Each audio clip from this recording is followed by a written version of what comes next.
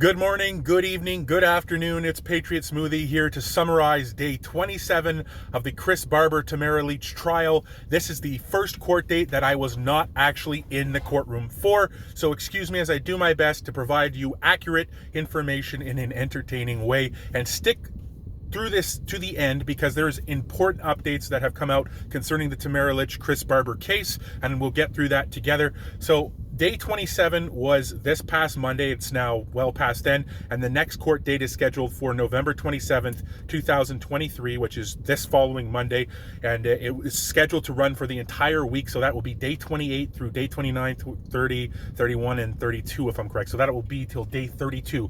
Now, I saw, I believe, a Canadian press article that said that the Crown had abruptly ended its case at the end of day 27 this Monday, which was the only trial day this week. The Crown indicated they were ready to end their case. Originally, the Crown's case was estimated to take 10 days of the total 16 days estimated for the trial, and the Crown ended up ultimately taking 27 days, nearly three times their 10-day estimate for how long they were going to take to make their case. In my opinion, they didn't do a great job of that. We've gone through this ad nauseum, that the evidence is very weak, meandering for something, anything to grab onto to prove the mischief, counseling, intimidation, and such charges. Basically a basket of mischief charges, as it's been put before. So the trial will resume, and the Canadian press was reporting that by Tuesday that the Crown had abruptly ended their case again. I don't think it was abrupt. I think that it is overdue that the Crown has ended their case. Now, both parties, the defense and the Crown, will make their closing statements after the defense makes their case. The defense's case was estimated to take 6 days. They've got 5 days starting the November 27th. So what happened on day 27? Well, what happened was Magus and Granger finished their cross-examination of Officer Nicole Bache. Now, Nicole Bache was previously on the stand, and she had to go away as there was a extensive legal battle, as often their case is in trials, and especially in this trial, or maybe not especially, but I'll just say that because why not? So the legal battle that excluded Nicole Bache from continuing her testimony was concerning emails from the PLT team sergeant, so Sergeant Feng Li, to the PLT team, a chain of emails and other documents where the Crown was asserting that there was litigation privilege, solicitor-client privilege, and that it was legally unrelated. It was third-party evidence, third-party whatever, that there had been an accidental disclosure from the OPS to the Crown, and it was still third-party, and therefore it didn't need to go.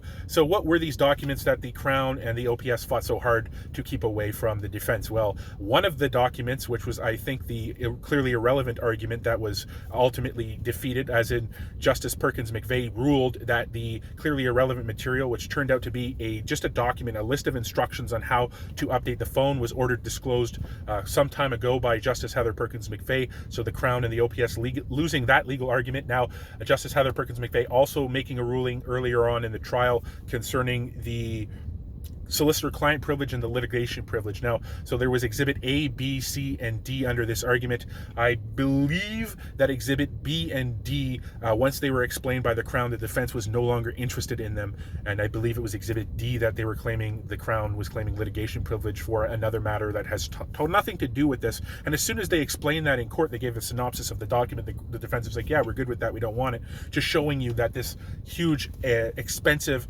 and lengthy legal argument wasn't necessary. As soon as the Crown made it clear what they were, they moved on. But they wanted Exhibit A, which I believe was the document, the list of update instructions, and Exhibit C, which was the document that the OPS was claiming solicitor-client privilege on, and which the synopsis given by the Crown indicated that these were communications between PLT officers and no solicitor was present. So there was communications from Sergeant Feng Li to the PLT officers, and then communications from Sergeant Feng Li to Nicole Bache individually. Now, Justice Perkins McVeigh looked at these.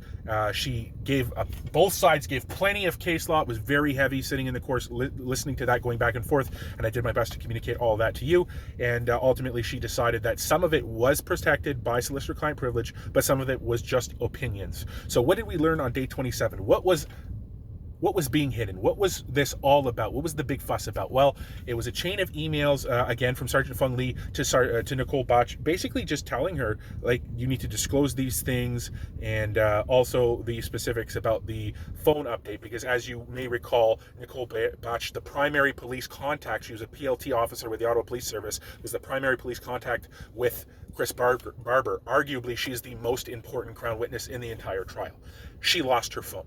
The text messages between her and Barber were recovered through Barber's phone. So whatever else was on her phone, that's gone.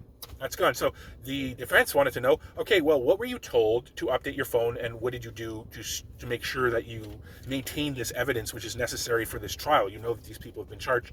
And then there was back and forth, I believe, on day 27th about when she knew who was charged. She said she may have learned some of it from the news, if I recall correctly, from the sources that I was following. A lot of things to process there, but the big takeaways was she admitted with Magus that the Intersec email, member from OPS Intersec, that she believed that the convoy was going to be a significant event that lasted for a long time. And this is something that contradicts other police testimony where they didn't think that it would end, even like I believe Kim Ayot from the city and Serge Arpin from the city, where they testified that it wasn't going to be long. They didn't believe it was going to be long, or whatever they testified. So contradictory, where Nicole Bache is saying that she thought from the beginning that it was going to be an extended event that lasted for a long time, just like the Intersec email that's been brought up a few times from OPS Intersec also said. So that was something. She also said that there was no issue, as she communicated, with the trucks parking from her perspective on Wellington. And then, of course, as we previously heard in testimony, the police basically showed the convoy protesters where to go and park, and then Nicole Botch testifying that her documents showed that she had, quote, no issue with them being told that. So she had no issue with where they were told to park at that time, as was in the police operating plan of how the trucks were going to park on Wellington and the S-Jam and so on and so forth. So that was interesting that came out. And there was also some.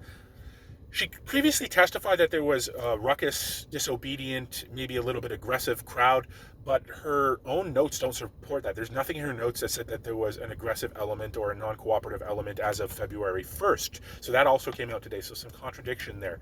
And then Eric Granger, so that was with Miss Magus, that cross-examination, of course, Miss Magus, counsel for Chris Barber. Then there was Eric Granger, counsel for Tamara Lich. They're co-accused, they have their own counsel teams. We've been over this. So Granger was more interested in the instructions and the communications. So, like, what did you do, Officer Bache, to preserve your phone data? You were told shortly after convoy that this mandatory update was going to happen to your phone, that the phone data was going to be wiped. That was clearly laid out by OPS. OPS indicated to their officers that they needed to do this phone update. What was so urgent about it, who knows? And that also doing the phone update was going to wipe the data, so that the officers needed to take steps before they attended their so-called mitigation update or mitigation appointment. They needed to take steps. Nicole Botch testified that she looked at the set of steps she needed to take. She looked it over, but she doesn't recall what steps she actually took. So she looked them over, and then she went, and now we know that her phone was wiped. So she had to preserve that evidence. That was important, critical evidence to this trial and to these charges, and she did not do that. She looked at the instructions, doesn't know what steps she took, probably none, based on that testimony, and that's that. And the device was there subsequently wiped when she handed it in. It also came out in that cross-examination with Mr. Granger that the OPS phones are corporately owned, and that they have a work and a personal side. We heard that Nicole Botch, I believe, had signal chats on her personal phone. This, I believe, was also previously brought to another police witness, Officer Blonde, who previously testified that he never had his signal chats on his personal phone, only on his police phone. One of the other officers, I believe it was Officer Botch, but it could have been Officer Sear, I'm leaning towards Officer Botch, had the police liaison team signal chats on her personal phone. So that was something else that was brought up. And of course, she testified, Officer Botch testifying that she was taking her notes, not in her duty book, but in her signal chat, and that sometimes her partner, Officer Blonde, would make the entries, and then sometimes she would make the entries, but she tried to be detailed in her PLT notes, as they would often do when they're regularly out on the road and using their duty book notes, as they would be required to in case someone is charged or whatever the case is. The police officers need to keep accurate information about how things are proceeding. So that's what she did. She used the signal chats, and as we heard, I believe that all the PLT officers did a pretty similar thing. They didn't really take a lot of duty book notes. They were using the PLT signal chat as a PLT as a note-taking device. The last thing that we heard was that she breached Justice Perkins McVeigh's instructions. She had a communication with Officer Lee about something by email in October, well after she had commenced her testimony, in violation of Justice Perkins McVeigh's instructions not to talk to anybody about her evidence. So these things came out. Those were the biggest things. They had a mandatory phone update shortly after convoy. She was given a list of instructions to follow to mitigate her data. She looked it over, and then she did the update. I guess she went to an appointment where her phone was given over to corporate. They did the update. She did not take steps to preserve her data, and that data was lost. And there's no way of knowing what was on her device. That is a serious, serious problem. So what's the big thing that's happening right now? Well, the defense has filed a motion. The defense's case starts on Monday, November 27th. I believe at that time we'll start hearing verbal arguments concerning these motions. So the first motion that we know of is the defense has filed a motion for what I believe is called a directed verdict. And what this basically means is the defense is saying that the Crown hasn't made its case, that the Crown has presented this, whatever it is, and that it doesn't rise to proving the criminal charges on the surface. So they're basically asking Justice Heather Perkins McVeigh to make a decision for a directed verdict, basically an acquittal or a dismissal, or maybe a judicial stay of proceedings, I think would be the actual correct result of that if she rules in favor of the defense's motion. Basically, the defense again saying that the Crown, in making this directed verdict motion, saying that the Crown has not proved their case, and therefore there's no need to continue, and that it would be necessary for a stay of proceedings, judicial stay of proceedings. The Crown can stay the proceedings by staying their charges, or the court, the justice, the judge, can stay the proceedings with a judicial stay of proceedings in a directed verdict in this case. So we'll see how that motion goes forward. In my lay opinion, the Crown has not proved their case at all. They had plenty of opportunity. They were given the opportunity to call the so-called civilian witnesses, Zexi Lee et al., to testify. I don't know what good it did for their case, and personally I think it harmed their case because a lot of those witnesses contradicted themselves. And we have a police witness, the primary police witness, the primary arguable witness of this entire case, Nicole Bache, having her phone wiped, which could have exculpatory evidence on it. We don't know. So the judge has to carefully consider these things and make a decision. So I intend to be there on Monday.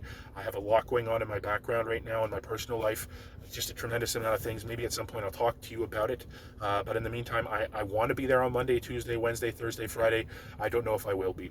I'll do my best to keep you updated as best as I can. From Ottawa, I'm Patriot Smoothie. Don't forget to let me know what you think down in the comments. Give the video a like. It helps a lot. Subscribe, share it with your friends. Thank you all so much. I appreciate you all. I'll talk to you soon.